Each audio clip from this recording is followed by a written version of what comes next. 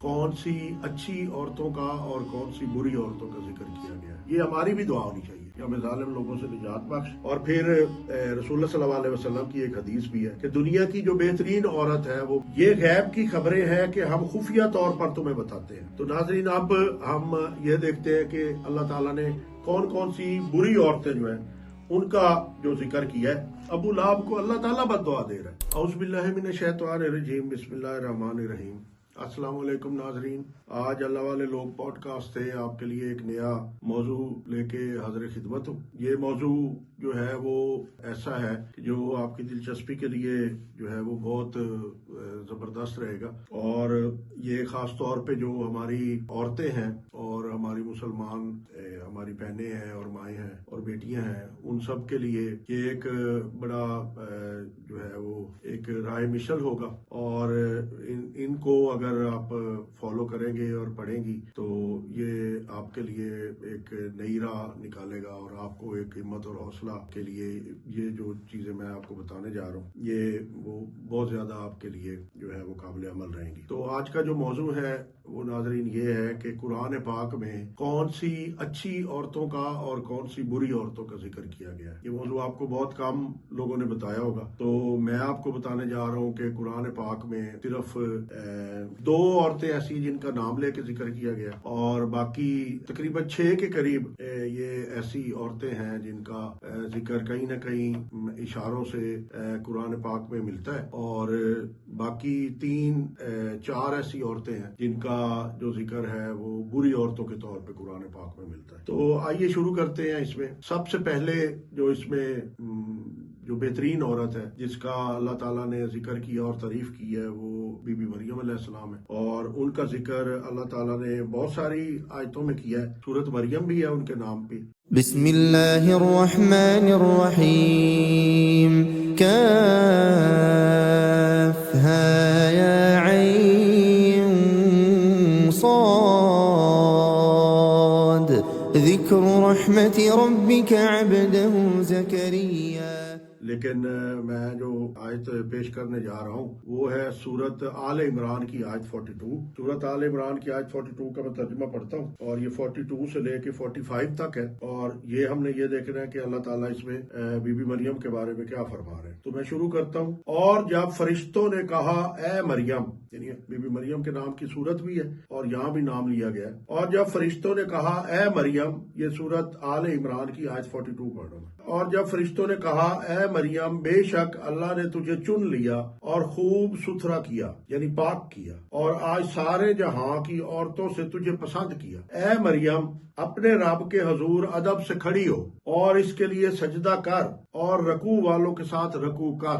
یہ رکوع اور سجدہ اللہ تعالیٰ نے صرف مسلمانوں کو نہیں کہا، بی بی مریم نے بھی کیا ہے۔ جو ہمارے کرسچن بھائی ہیں وہ اگر رکوع اور سجدہ نہیں کرتے اور ان کو عبادت کا کوئی اور پرفارم کرتے ہیں تو اللہ تعالیٰ نے فرشتے بھیج کے بی بی مریم کو رکوع اور سجدہ یعنی نماز سکھائی تھی، جو ہم مسلمان پڑھتے ہیں۔ یہ غیب کی خبریں ہیں کہ ہم خفیہ طور پر تمہیں بتاتے ہیں۔ اللہ تعالیٰ کہہ رہے ہیں کہ یہ غیب کی خبریں ہیں جو خفیہ طور پر تمہیں بتاتے ہیں، اور تم ان کے پاس نہ تھے جب وہ اپنی، یہ پھر رسول اللہ صلی اللہ علیہ وسلم کو انہوں نے کہا، جو کفار ہیں یہ کرسچنز ہیں ان کو بتایا گیا، جب وہ اپنی کلموں سے کوڑا ڈالتے تھے کہ مریم کس کی پرورش میں رہیں، اور تم ان کے پاس نہ تھے جب وہ جھگڑ رہے تھے۔ اور یاد کرو جب فرشتوں نے مریم سے کہا اے مریم، اللہ تجھے بشارت دیتا ہے اپنے پاس سے ایک کلمہ کی جس کا نام ہے مسیح عیسیٰ مریم کا بیٹا، اور وہ باعزت ہوگا دنیا اور آخرت میں، اور مقربین ہوگا اور مقرب ہوگا۔ تو یہ وہ آیتیں ہیں جس میں اللہ تعالیٰ نے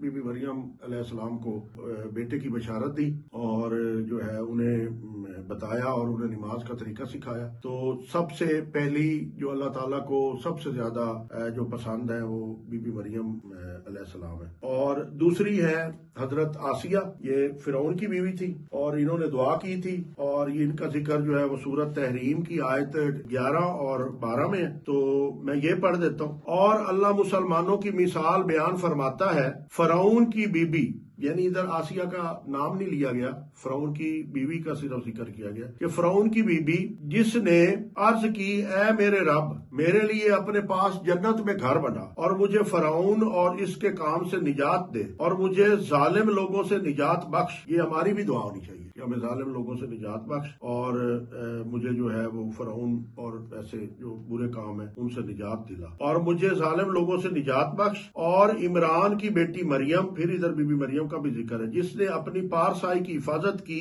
تو ہم نے اس میں اپنی طرف کی روح پھونکی، اور اس نے اپنے رب کی باتوں اور اس کی کتابوں کی تصدیق کی اور فرما برداروں میں ہوئی۔ تو یہ دونوں اللہ تعالیٰ نے کہا یہ فرما برداروں میں ہوئی، اور اس کے بعد جو ہے وہ اللہ تعالیٰ نے ان دونوں کو پسند کیا۔ پھر اس کے بعد تیسری جو عورت ہے وہ ہے بی بی سارہ۔ حضرت سارہ علیہ السلام کا ذکر جو ہے وہ ہے سورت ہود میں۔ حضرت سارہ کا ذکر اللہ تعالیٰ نے سورت ہود میں آیت نمبر ہے یہ 71 اور 72، اس میں اللہ تعالیٰ نے ان کا ذکر کیا ہے، اور اللہ تعالیٰ فرماتے ہیں، یہ سورت 71 71 نمبر اور 72 نمبر سورت ہود کی، اس میں حضرت سارہ کا ذکر نام لے کے نہیں ہے، لیکن وہ پتہ چل جاتا ہے کہ حضرت سارہ ہے۔ اور اس کی بیوی کھڑی تھی، یعنی حضرت سارہ کھڑی تھی جب فرشتے جو ہے وہ پیغام لے کر حضرت ابراہیم کے پاس آئے، اور اس کی بیوی کھڑی تھی، وہ ہنسنے لگی، تو ہم نے اسے اسحاق کی خوشخبری دی۔ جب بی بی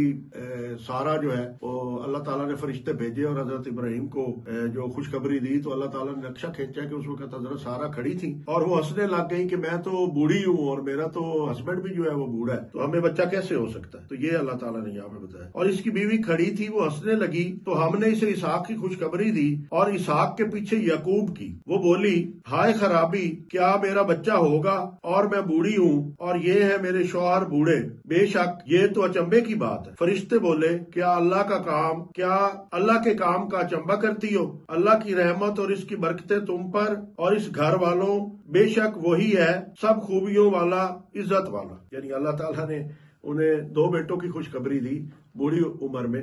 تو یہاں پہ ان کا نام لے کے ذکر نہیں ہے، لیکن اشارتاً حضرت سارہ کا ذکر ہے، جو حضرت ابراہیم کی پہلی بیوی تھی، اور یہ حضرت سارہ جو تھی یہ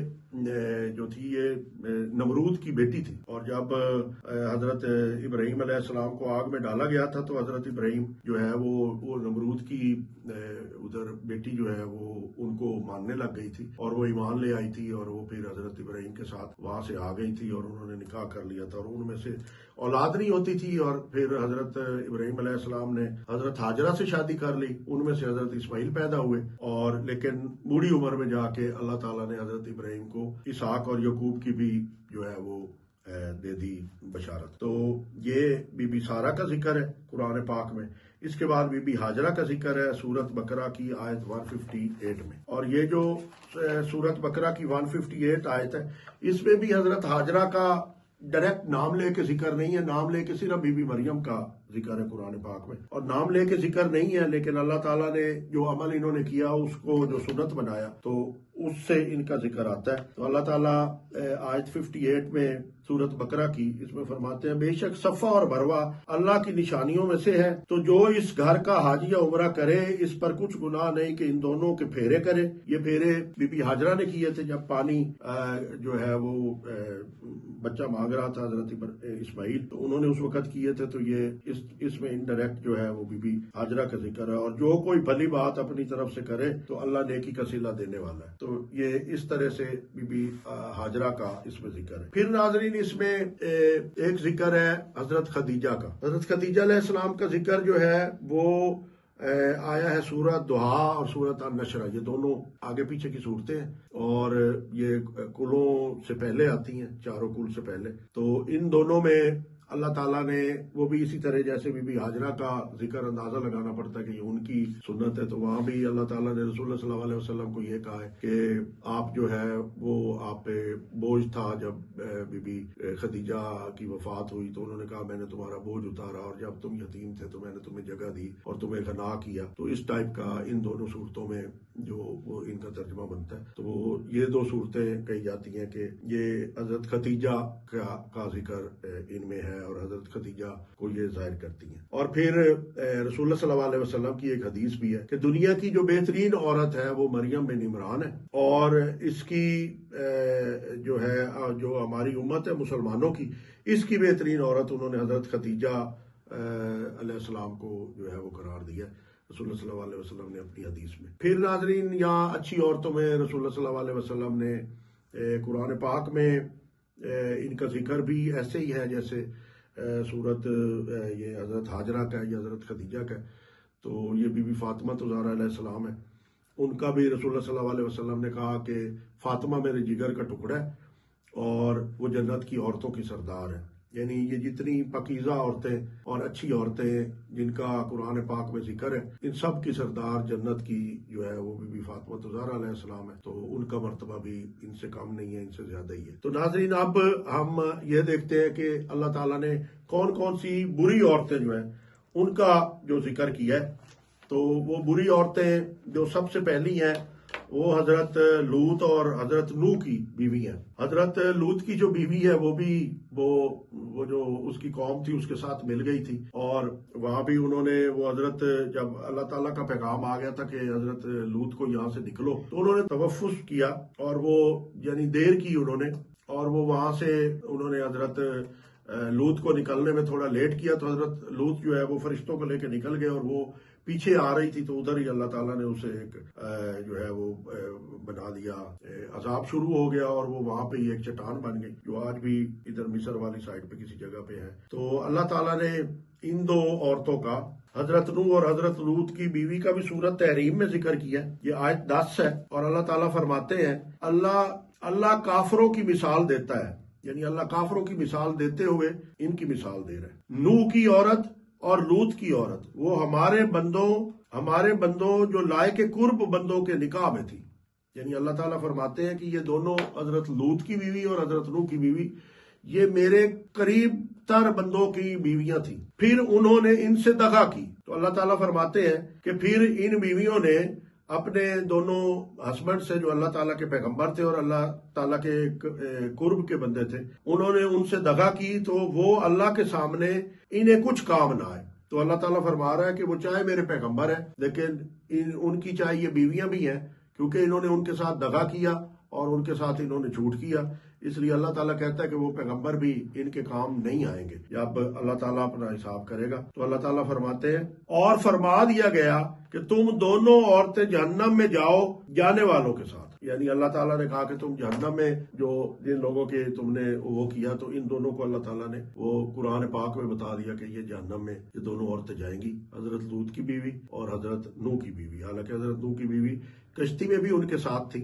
और जब अल्लाह ताला ने नई दुनिया बनाई, दूसरा एक किस्म की उसका दर्जा अम्मा हवा का था, क्योंकि हजरत नूह को दूसरा बाबा आदम कहा जाता है। तो इसके बावजूद वो अपने खावत की नाफरमानी उसने की, और जिसकी वजह से अल्लाह ताला ने उन्हें दोज़ख की बशारत कुरान पाक में सुनाई। फिर एक और मशहूर और मारूफ औरत है, ये अबू लहब की बीवी है, और इनका जिक्र जो है वो सूरत लहब में है। ये मैं जरूर आपको पढ़ के सुनाऊंगा, क्योंकि ये अबू लहब की बीवी जो थी ये निहायत ही जो है वो कमीनी किस्म की औरत थी, और ये रसूलुल्लाह सल्लल्लाहु अलैहि वसल्लम के लिए हर वक्त जो है वो ट्रबल पैदा किए रखती थी, और इस रसूलुल्लाह सल्लल्लाहु अलैहि वसल्लम को बहुत नुकसान पहुंचाए, और उसी नुकसान की वजह से ये कांटे उनके रास्तों में डालती होती थी। तो ये बड़ी नामुराद किस्म की औरत थी। इस पे सूरत लहब में, ये पूरी सूरत लहब छोटी सी है, सूरत कौसर की तरह एक तकरीबन 5 आयतों की है।